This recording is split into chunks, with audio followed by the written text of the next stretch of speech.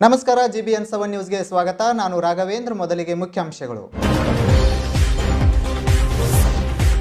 ವಿಜಯಪುರ ಜಿಲ್ಲೆಯ ಇಂಡಿ ತಾಲೂಕಿನ ತಡವಲಗ ಗ್ರಾಮದಲ್ಲಿ ಕುಡಿಯುವ ನೀರಿನ ಸಮಸ್ಯೆ. ಬೆಳಗಾವಿ ತಾಲೂಕಿನ ಸಿದ್ದನಬಾವಿ ಕೆರೆಗೆ ನೀರು ತುಂಬಿಸುವ ಯೋಜನೆಯ ಕಾಮಗಾರಿಗೆ ವಿನಂತಿ ಮತ್ತು ಆಕ್ಷೇಪ. ಕೃಷ್ಣರಾಜಪೇಟೆ ಪಟ್ಟಣದ ಬಿಜಿಎಸ್ ಶಿಕ್ಷಣ ಸಂಸ್ಥೆಯ ಆವರಣದಲ್ಲಿ ಪೋಷಕರಿಗಾಗಿ ಕ್ರೀಡಾಕೂಟ.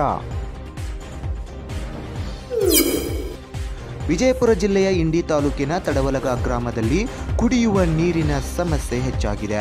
ಜನರ ಜೀವನ ಅಸ್ತವ್ಯಸ್ತವಾಗ್ತಾ ಇದೆ. ಊರಿಗೆ ಒಂದು ನೀರಿನ ಟ್ಯಾಂಕ್ ಇದ್ದು ಇಲ್ಲದಂತಾಗಿದೆ. ಈ ಟ್ಯಾಂಕ್ನಿಂದ ಗ್ರಾಮದ ಜನರಿಗೆ ನೀರು ಸಾಕಾಗ್ತಾ ಇಲ್ಲ. ಅಷ್ಟೇ ಅಲ್ಲದೆ ಈ ಟ್ಯಾಂಕ್ನಿಂದ ದಲಿತರ ಕಾಲೋನಿಗೆ ನೀರೇ ಬರುವುದೇ ಇಲ್ಲ. ಸಾರ್ವಜನಿಕರು ಸಮೀಪದ ಜಮೀನುಗಳಿಗೆ ಹೋಗಿ ನೀರು ತರುವಂತಾಗಿದೆ. ಆದರೆ 4 ದಿನಕ್ಕೊಮ್ಮೆ ನೀರಿನ ಟ್ಯಾಂಕರ್ಗಳ ಮುಖಾಂತರ ನೀರು ತರಿಸುತ್ತಾರೆ. ಆ ಟ್ಯಾಂಕರ್ನ ನೀರು ತುಂಬಲು ಜಾತ್ರೆಯಂತೆ ಜನರು ಸೇರುತ್ತಾರೆ. ಅಷ್ಟಾದರೂ ಕೂಡ ನೀರು ಸಾಕಾಗೋದಿಲ್ಲ. ಇಂತಹ ಸಮಸ್ಯೆಯನ್ನು ಸಮೀಪದ ಗನವಲಗ ಗ್ರಾಮದಲ್ಲಿಯೂ ಇದೆ. ಸಂಬಂಧಿಸಿದ ಅಧಿಕಾರಿಗಳು ಆದಷ್ಟು ಬೇಗನೆ ಈ ನೀರಿನ ಸಮಸ್ಯೆಯನ್ನು ಬಗೆಹರಿಸಬೇಕೆಂದು ಅಲ್ಲಿನ ಜನರು ಆಗ್ರಹ ಮಾಡ್ತಾ ಇದ್ದಾರೆ. ಬ್ಯೂರೋ ರಿಪೋರ್ಟ್, ಜಿಬಿಎನ್ 7 ನ್ಯೂಸ್, ಇಂಡಿ. ಬೆಳಗಾವಿ ಜಿಲ್ಲೆಯ ಖಾನಾಪುರ ತಾಲೂಕಿನ ಪಾರಿಶ್ವಾಡ ಗ್ರಾಮದಲ್ಲಿ ಹಾದು ಹೋಗುವ ಮಲಪ್ರಭಾ ನದಿಯಿಂದ ಬೆಳಗಾವಿ ಗ್ರಾಮೀಣ ವಿಧಾನಸಭಾ ಕ್ಷೇತ್ರದ ವ್ಯಾಪ್ತಿಯಲ್ಲಿ ಬರುವ ಸಿದ್ದನಬಾವಿ, ಮುತ್ನಾಳ್ ಹಾಗೂ ಬೆಂಡಿಗೇರಿ ಗ್ರಾಮಗಳ ಸರಹದ್ದಿನಲ್ಲಿ ಬರುವ ಕೆರೆಗೆ ನೀರು ತುಂಬಿಸುವ ಯೋಜನೆಗೆ ಕಳೆದ ಸರ್ಕಾರ 12.5 ಕೋಟಿ ವೆಚ್ಚದಲ್ಲಿ ಈ ಯೋಜನೆಗೆ ಚಾಲನೆ ನೀಡಿತ್ತು. ತದನಂತರ ಕೆಲಸವು ಪ್ರಾರಂಭವಾಗಿ ಈ ಕೆಲಸ ನಡೀತಾ ಇದೆ.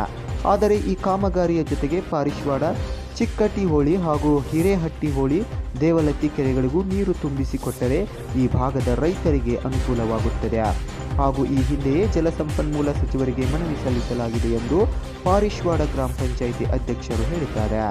ಈ ಭಾಗದ ಕೆರೆಗಳಿಗೂ ಸಹ ನೀರು ತುಂಬಿಸುವ ಯೋಜನೆಗೆ ಇದೇ ಸ್ಥಳದಿಂದ ಪ್ರಾರಂಭ ಮಾಡಿದರೆ ಈ ಭಾಗದ ರೈತರಿಗೂ ಅನುಕೂಲವಾಗುವುದರ ಜೊತೆಗೆ ಬಹುಪಯೋಗಿ ಕೆಲಸಗಳಿಗೂ ಉಪಯೋಗವಾಗುತ್ತದೆ ಎಂಬುದು ಅಲ್ಲಿನ ಗ್ರಾಮಸ್ಥರ ಅಭಿಪ್ರಾಯವಾಗಿದೆ.